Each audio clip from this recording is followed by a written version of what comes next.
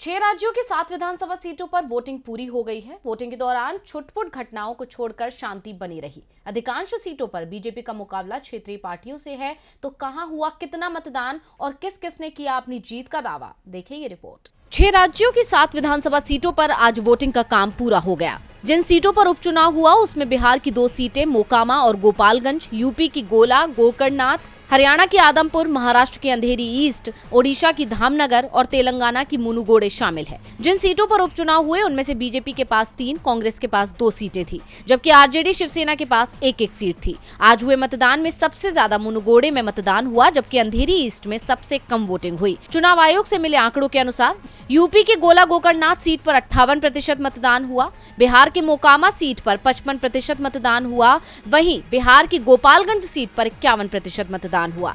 इसके साथ ही हरियाणा की आदमपुर सीट पर 72% मतदान हुआ, वहीं महाराष्ट्र की अंधेरी पूर्व पर सबसे कम यानी 30% मतदान हुआ। इसके अलावा तेलंगाना की मुनुगोडे सीट पर 81% यानी सबसे ज्यादा मतदान हुआ और ओडिशा की धामनगर सीट पर मात्र 61% मतदान हुआ।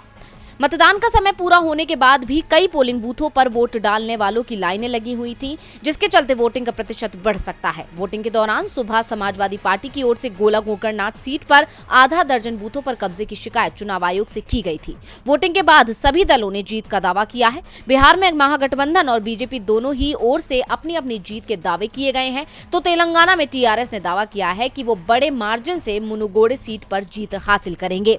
हरियाणा में बीजेपी और कांग्रेस की ओर से जीत का दावा किया जा रहा है। डीवी लाइव की रिपोर्ट।